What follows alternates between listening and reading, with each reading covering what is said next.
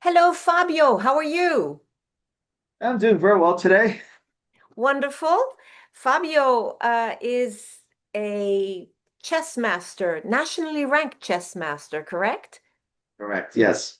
And Fabio Botarelli, is the founder of Chessability New York City, who teaches young students in school as well as privately. And privately, you teach adults, correct? Yes, I teach adults as well. Wonderful. And you're right in the heart of New York City, one of my favorite places, which is Union Square, correct? Hmm? Yes.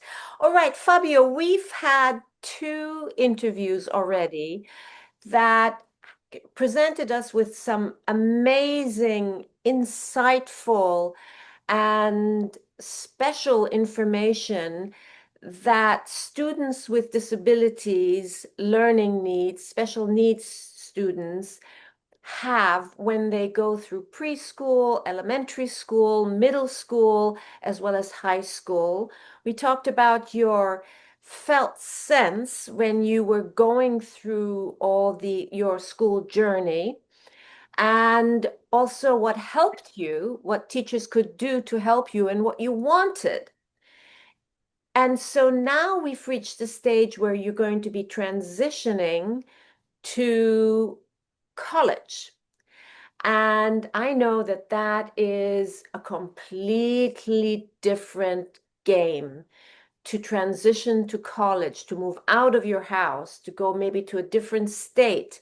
So, can you tell us anything that you wanted to add about your high school experience that is relevant to going to college? Like, what else would you have needed in high school that would have helped you transition to college? Well, I think one of the things I think they could have helped me a little bit more was, just making use of a planner, Yeah. because you're gonna need that. Like I have a planner for work, and I always get a planner every year. I have an hourly planner, so I keep track of what I'm doing each hour, and Yeah. that's very important because college is really about managing your time. Yes. You have so many students that they don't understand. Like, unlike high school, in college, they don't assign enough homework, which I think is a really bad thing because, homework keeps you on top of things. Yeah.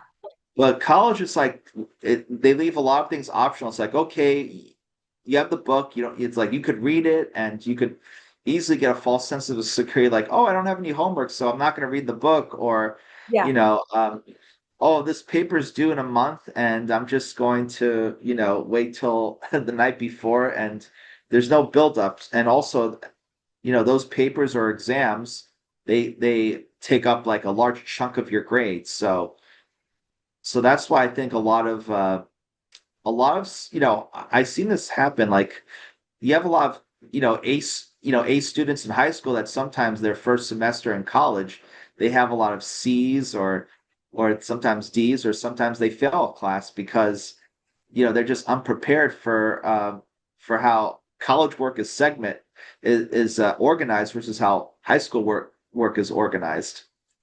Right, right. So you're saying that there's less structure in college than in high school.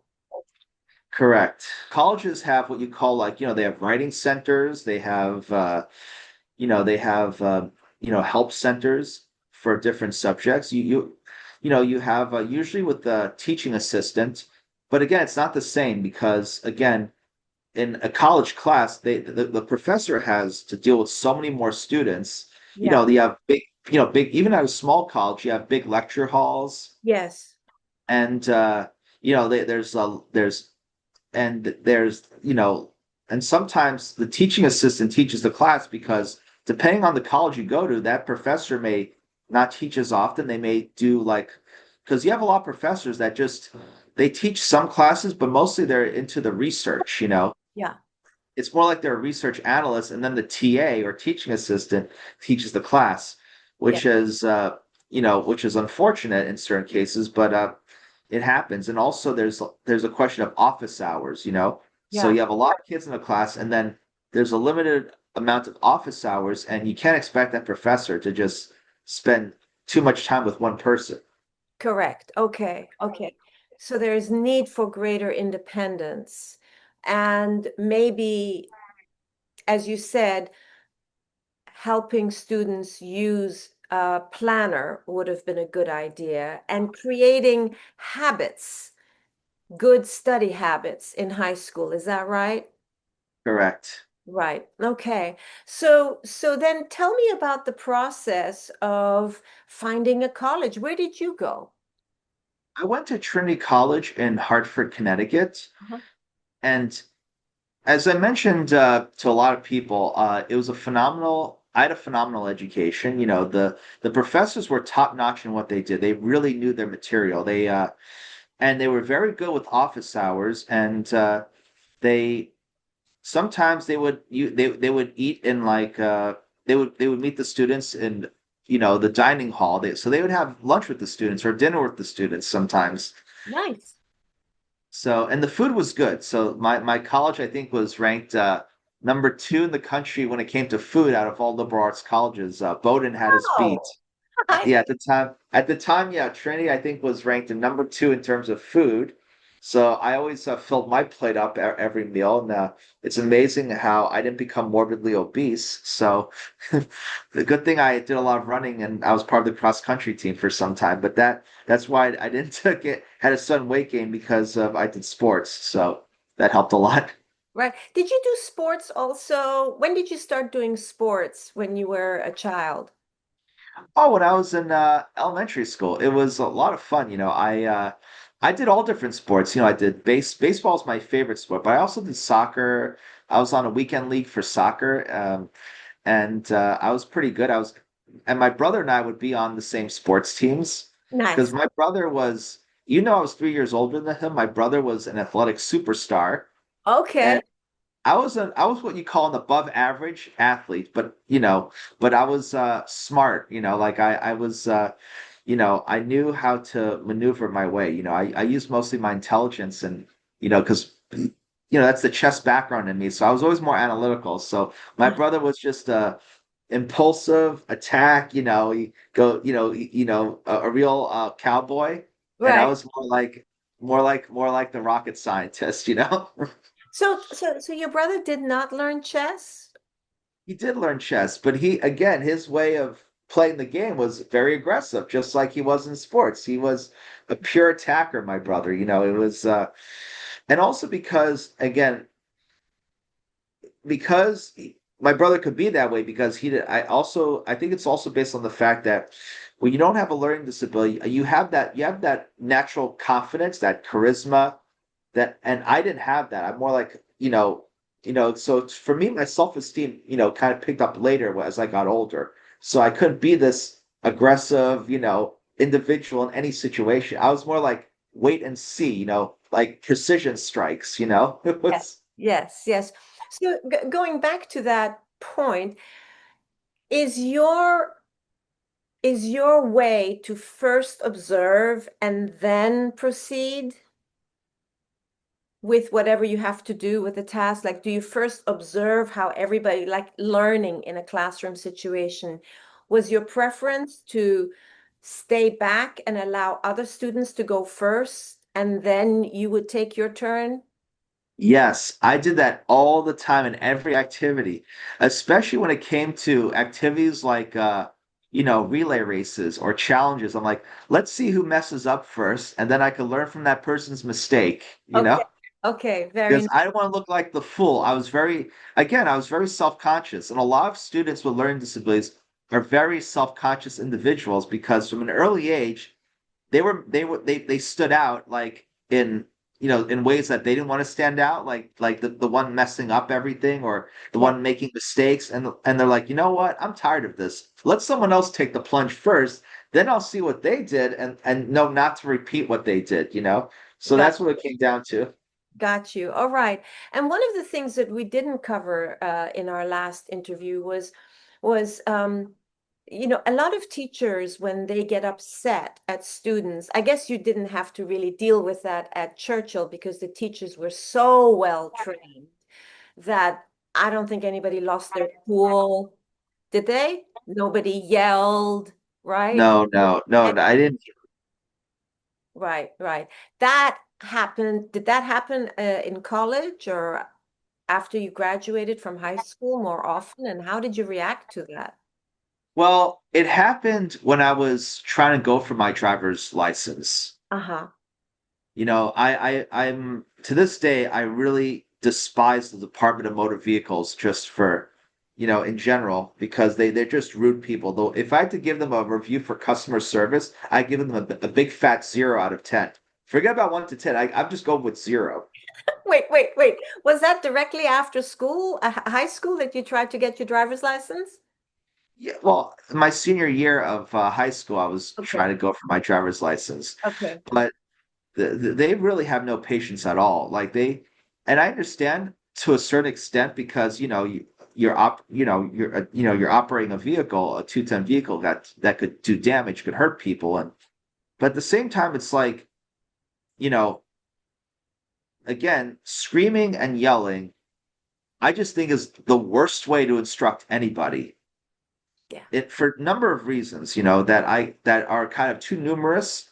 But I'll just lay out just a few of them as to why that's the worst way to teach someone. Two. Number one, you put the brain in survival mode.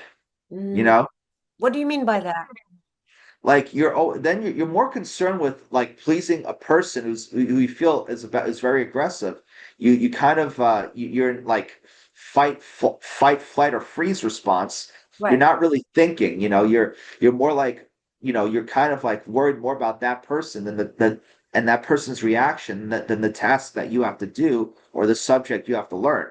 So right. your focus is not 100% on the task; it's on the other person. Yes.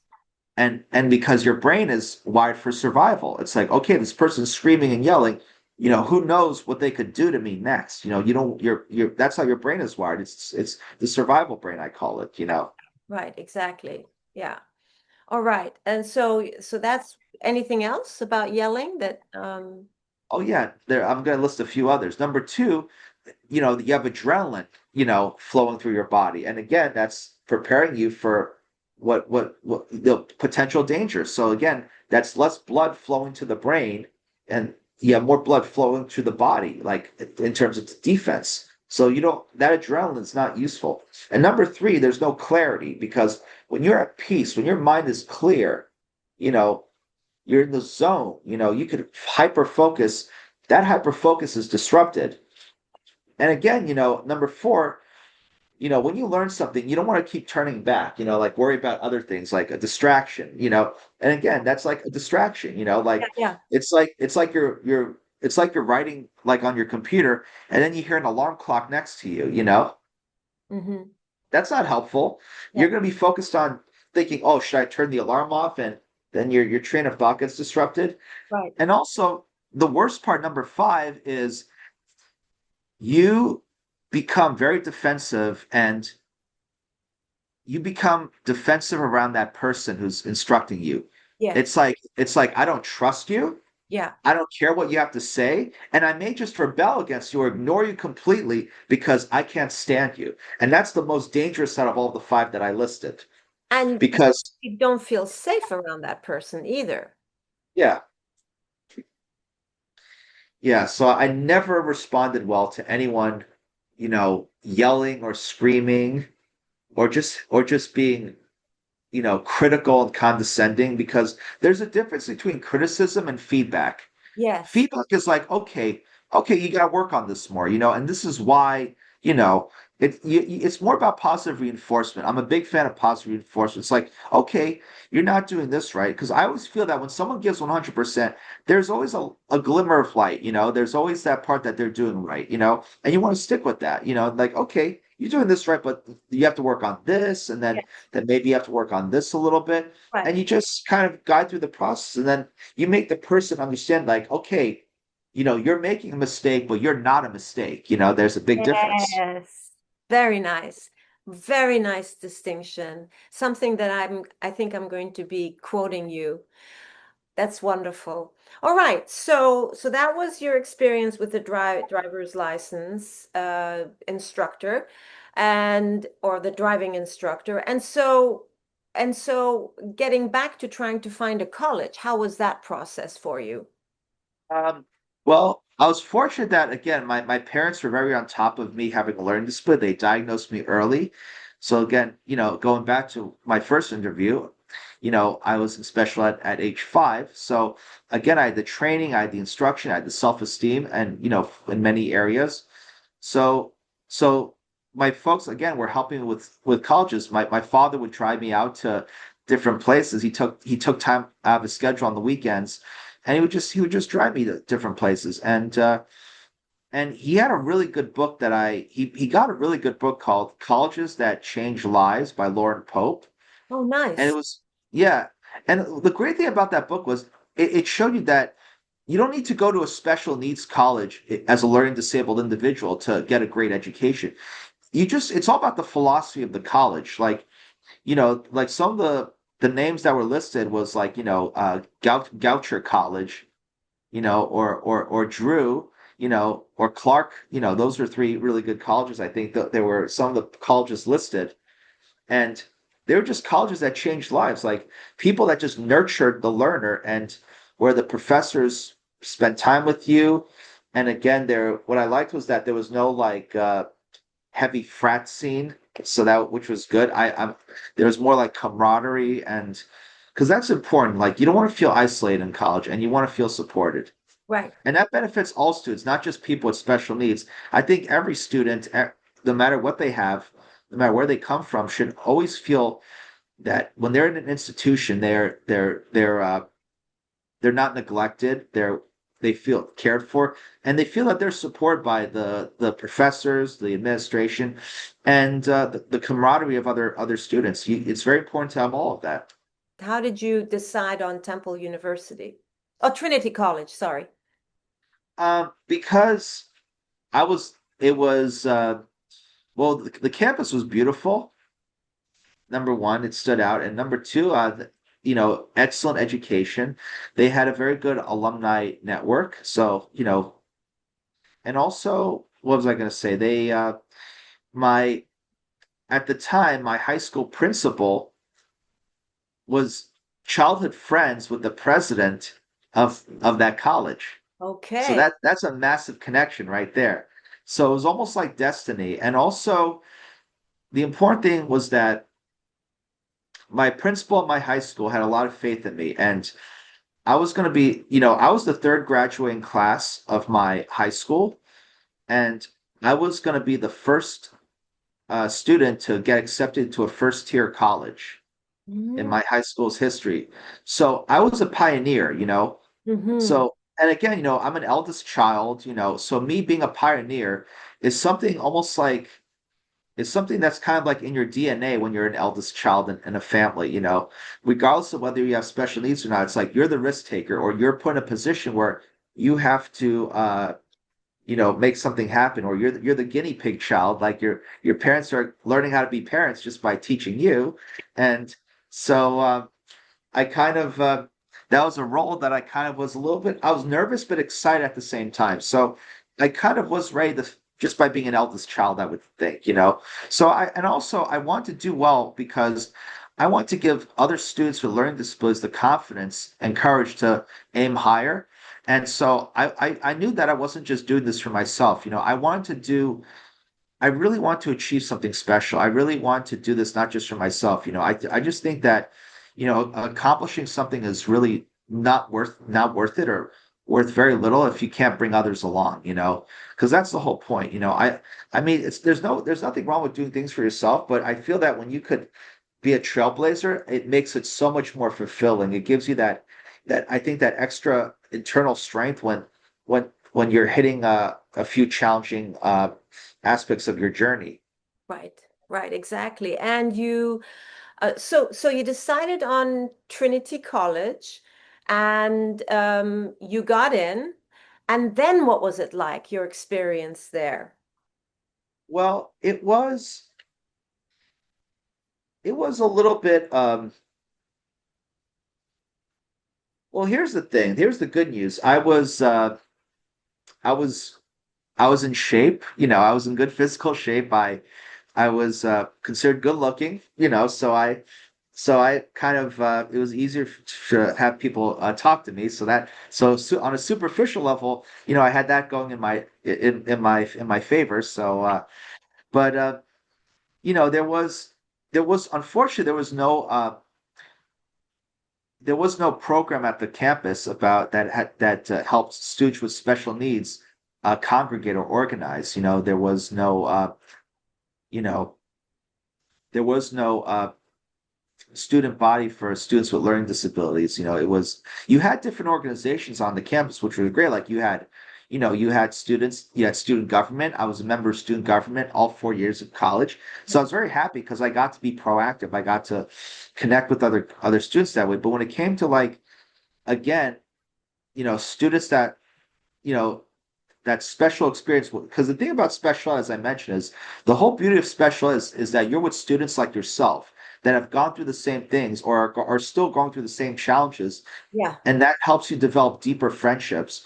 yeah, So when I was in college, I kind of didn't have those same deep friendships until like my junior year of college when there was another person who had Asperger's, who was a freshman, and I'm sorry, he was a sophomore, and that was the first time that I was able to have a close friend with a mhm, learning disability. He was the only other one that I knew, yeah, and I'm sure there were others, but it's like we were kind of living in our own worlds. It was kind of again college, but I think that's just the college experience in general. College could be, I think, there's a greater chance of being lost and isolated when you yeah. go to college as opposed to any and K through 12 schooling. I think that's just an unfortunate part of the college experience that has been truly worked out yet, and there that needs more fine tuning.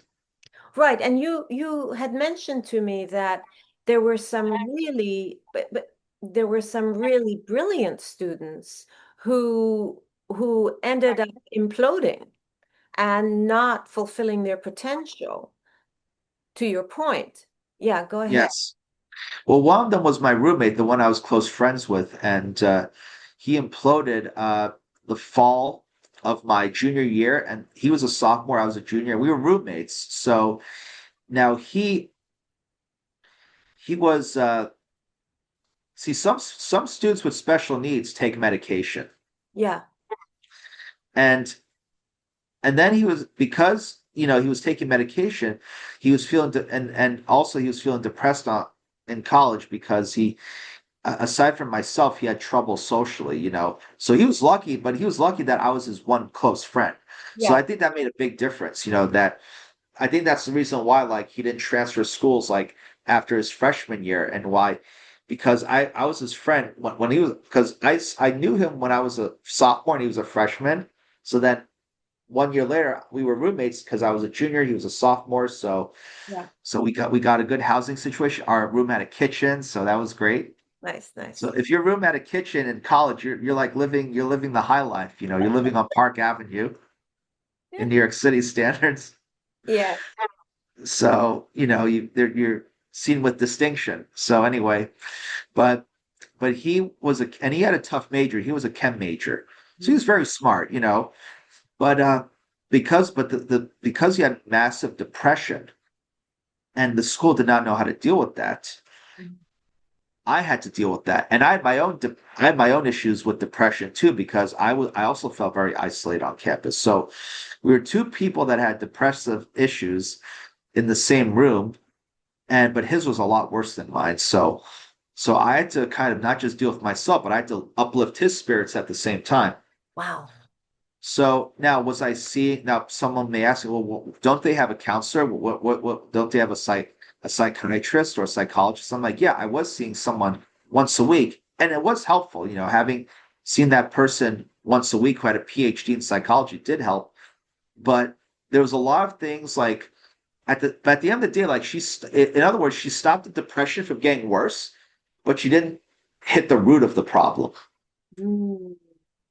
Under- It's like, and again, I'm not look, I was happy, like, again, I was happy to see like that the school psychologist once a week because again, it stopped the depression from getting to that extreme panicking level. right. But it didn't solve the problem. It just kept it from spreading. It's like so for me, it was just keeping my depression at a manageable level.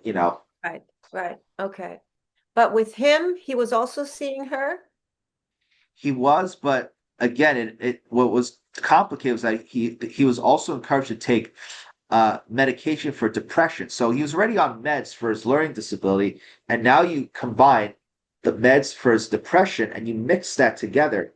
That's a cocktail for disaster. So probably, I think what had happened is there's a chemical imbalance and exasperate his problem. So Got then he had major depression. So he would, because his alarm clock was loud, so loud, it would wake me up and everyone else on the floor. Oh my goodness. It was like somebody playing like it was louder than somebody playing like it was like someone was playing a concert in our room. Right, right, right. Yes. And of course his alarm clock was hard like death metal rock and roll music. Oh So no. it was a concert in our room every morning. And then of course because I'm the one who got woken up and I'm the one who left for morning class, I'm the one who got blamed for it. Oh no. So I was like, Fabio, you woke us all up. I'm like, it's not my alarm clock. It's my roommate's. Tell him this. Yeah, yeah, yeah. Right, right. Yeah, yeah. So his alarm clock wake me up, but not him. Right, right, right. Or sometimes I have to be his personal alarm clock. Yeah, I'm like, hey buddy, you don't want to miss your chem class. I'm like, trust me, when I missed class my freshman year, I learned the hard way. So I'm like, look, don't make the same mistake. Because again, I was a year ahead of him, so it's like, don't make the same mistakes I made as a freshman or sophomore. I'm right, like, right. go to every class, even if you have to drag yourself. And I'm like, you could show up in your pajamas. Who cares? Yeah, yeah, I'm exactly. like, it's like if you didn't shower, so what? The other people will smell you. Oh well, you're not going to get a date tonight. No big deal. At least you're going to not fail your class. That's hilarious. Okay. And so what happened to him? He ended up missing too many classes, so he fell behind in his work. So then his grades were suffering, which of course made him more depressed Yeah, and made him less likely to go to class, right. less likely to reach out to people, Yes. and leaving me with more responsibility because sometimes he was so depressed he would not go to the dining hall to eat. Yeah. So now fortunately we had a kitchen, so sometimes I would cook him some meals Mm-hmm. Mm-hmm. Yeah. because we did food shopping sometimes and off campus, which was very risky in Hartford because Hartford is not the safest city. So whenever I left campus with him, we would dress up in sweatpants.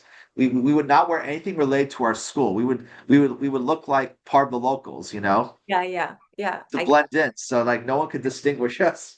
So Right, we right. so Yeah. So yeah, so basically we that's what we did. But once in a while, like, you know, now fortunately he would eat out. He would go to he would at least bring himself to the dining room, the dining hall. But for the most part, but there was those occasions where I would have to probably cook something for both of us. Yeah. Because a lot of people don't understand how crippling depression is. They don't understand and how special needs individuals, you know, they're not when they're in that state of mind, they're not going to reach out. Yeah. I know some professors who are caring say, well, if you're so depressed, why don't you reach out? The thing is, they don't feel comfortable. They can't. They sometimes feel like it's not going to work. There's that hopelessness. There's that learned helplessness, like, oh, it's not going to matter. And it just kills any effort. No, I've seen, depression is so severe. It's a type of mental illness that could cause someone to kind of starve to death in extreme cases where it's like you're too weak to even want to go like make yourself something to eat, like simple things inside your own home. People don't understand how the mind can be that crippling. And you knew But someone like that, right? yeah, well, that was much later. That was another unfortunate story. But I suffered from a massive depressive episode my second semester of freshman year, and it caused me to miss a lot of classes and to fall a month behind Oh, in wow. one of my classes. It's a miracle that I did not fail that class. Like I was like, I think running on adrenaline, basically. Yeah. It was like my mind was, I remember, pure survival mode throughout the month of May. And it was like I mean, in the long run, it probably made me extremely strong, but but it was like I really was, I had to ask for extensions sometimes, but I'm lucky that I did not fail any classes that my second uh semester of freshman year, which is why I was so adamant on warning my roommate, like, do not go in that spiral because, you know, I went through that and I barely made it through. And then when I found out that when later found out from, because also the parents would check up on him, Yeah. and he had very good parents. But even they could not help him. They couldn't. They didn't know about depression or emotional intelligence. Again, I think that the millennial generation, even Gen Z generation, is not given enough. I would say an education when it comes to emotional intelligence. I think it's sorely lacking, and I could have used a lot of that help. I know a lot of this stuff now. It took me till I was in my like 30s to like kind of get a good enough grasp of, you know, I would say above average emotional intelligence because I had to learn. It was like learning it was like learning a new language. It literally is like learning a language. Right, right. It sure is. And you just gave me an idea um for our next interview, which is what kind of emotional intelligence curriculum would you design for high schoolers and for college students? But we don't have to deal with that now. You just brought up another idea. Um, but what I wanted to ask you, you had also campus jobs too, right? Oh yeah, I worked at Career Services. Right. I it was it paid well, and so I think it's very empowering for any student to have a a job just that a job that pays, even if it's a little bit of money. It's good, just to because also working at Career Services in particular, I got to know what jobs were available, so I got a head start on a lot of students.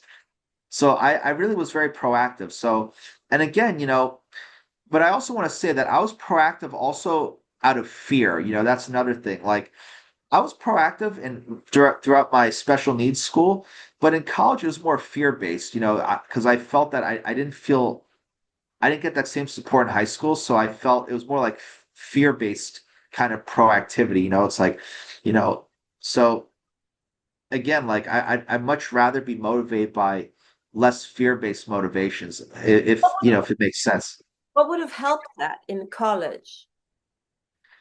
I think that well, number one, if they had if there was a more structured social setting in college, like they were able to kind of figure out what students come from this background, not just in terms of I know there was like cultural like our college was very good when it came to different cultures. Like we had culture houses, we had an Asian house, like an Asian fraternity, for example, which was great. But we're talking about I think like maybe students suffering from certain mental issues, like something more internal, like Right. something that kind of dives deeper than that, because Individuals. yeah, I'd say like having a fraternity for special needs students would be good because we didn't have one on campus. So I think or just having an organization that kind of rings out there that it's purely special needs, like you can't miss it, not This something that's This is really interesting that you're saying that because, of course, there are many students who wouldn't be caught dead admitting that they are special needs, you know? yeah. And and then you're presenting a completely different point of view of you know how they say ableism.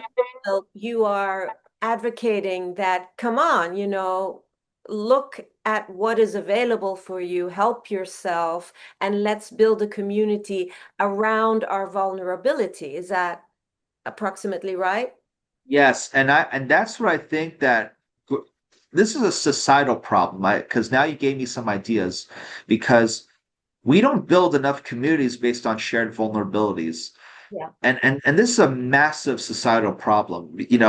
It's like and then people wonder why the suicide rate among young people is so high. And I think maybe suicide, I think, is the number one killer of young people, ages 50 and under. And there's a reason why. There is a lot of stigma for shared vulnerability. You know, there's and like for example, let's be specific. I'm not just a special needs individual. I'm a special needs man. Yeah. And God forbid you're a guy, especially in America, you have any kind of you share any kind of vulnerability, forget it. You get chewed out and spat out. There is no sympathy for you, no empathy. I hate to say this, but it's so true, you know. Yeah. So you just dig underground. You kind of just pull back. And conversations become superficial, like, oh, you like this sports team, or Yeah. it's work, sports, or oh, let's do Intellectual this discussion activity, or intellectual discussions, right? or intellectual discussions, which I have no problem with. I love, but that's as deep as you go. It's intellectual discussions is the deepest you could go as a man when it comes to intimacy. But there's no the idea of shared vulnerability is something among men is something that unfortunately is heavily stigmatized, and uh, and especially if you're a man with that grew up with learning disabilities, that's it compounds another problem. So Yeah. because it's all about strength or the appearance of strength, and that's a common that's a common thing among boys in the United States. It's like if you're bad at sports, for example, like you're socially ostracized. If you're not charismatic or have that outward confidence, you're perceived as weak, even if you're just an introvert, or there's so many there's a reason why you have what you call, I would say, social undergrounds that Mhm. just pop up, you know, in different forms of our society, and where it's like you're talking to somebody, and you may have some common interests, but when you want to get close to that someone, they're like, no, no, no, I have my underground people that I would want to be close with. I'm not going to be close friends with you because when I tried that, I got mocked, I got made fun of, I got seen as less than, or I wasn't trusted with enough responsibilities or projects. So it's like you don't want to dive deeper in your it makes everything superficial. So then we live in a superficial world, which is a shame. Wait, underground people? Tell me more. Underground in terms of like, kind of I like to say the term underground because like people who are socially outcast in different ways. Okay, but what, they band together on social media? How does that happen? Well, in my generation, social media wasn't as advanced. I graduated class of 2010, so I don't think even, this was when YouTube, like my freshman year of college was when we started with when YouTube became a thing. Where we saw the ridiculous like YouTube videos like I don't know, like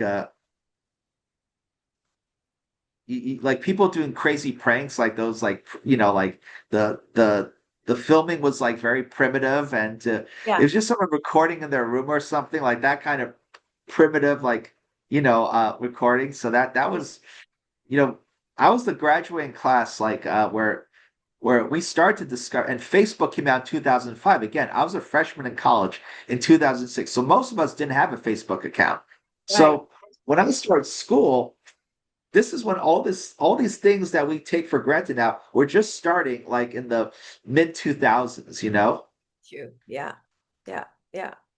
That 2005 2006 time period was when all this started to generate, so we were just starting off with that. So again, when I mean underground, it's nothing to do with the online platforms that exist today. It was more like people that were extremists in different ways. Hmm. And, Hmm. and as a special needs individual, I always gravitate towards people that were extremists in different ways because I knew that they wouldn't judge me. Extremist in what way? Well, like for example, like when high school there was the goth kids. Ah, They're very countercultural. So I felt even though I wasn't goth, I felt that I could hold a conversation with them. When it came to venturing outside my circle of friends, they yeah. were part of the underground cliques, I would call them. Right, right, So right. or just the computer science geeks, you know, or people that were just I don't know, had extreme interests like obsessive compulsive interests in whatever field you could think about, and all they thought about was that topic, and so which you'll find a lot of computer science people like that. So I gravitate a lot towards the computer science people for that reason. Right. And where would you meet them or how would you find them? Or people in anime, anime people that are obsessed with with manga or Japanese anime. Right. Again, that kind of nerd culture. Like there's different subcultures that I think that a lot of special needs students gravitate towards because it's like, how can I do that while still being not always have to hang out with people with learning disabilities? Like what if I want to branch out just a tiny bit? Like Yeah. I'm not it's like I don't want to stray too far away from the shoreline, but Right. just far enough where it's like I'm not too much in unfamiliar territory. Right. Right. And so that is very, very, very insightful and so well articulated. And you graduated in 2010, majoring in political science and minoring in entrepreneurship. And then Yes. 2012, you form your own Chessability New York City, and you've been in business since then. So congratulations. That's awesome.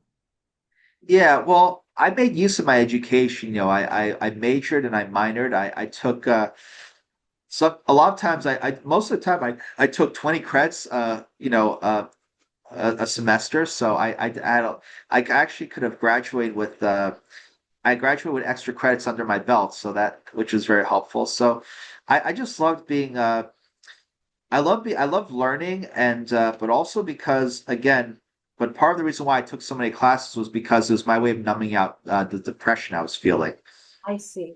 Okay. So I Yeah. just think that, I feel that if you don't have when you don't have the emotional intelligence to deal with internal demons, I think keeping yourself busy is the best thing you could do. Just maybe it could be a distraction, which is I don't like to say that, but yes, hey, it's better than doing nothing, in my opinion. And then your self-esteem takes a greater hit. Right. So Yeah. being busy is not a bad thing. If being busy is not the thing, and we're going to leave it for now. We're going to prepare ourselves for the next interview. But I want to thank you so much for this really wealthy wealth of information about how college students with special needs may be navigating through the 4 years of undergraduate school and maybe feeling very, very depressed without anybody knowing about it because being vulnerable or talking about your emotions puts a male student at risk. So thank you so much, and we'll talk again. All right, have a good one. You too. Bye bye. Bye.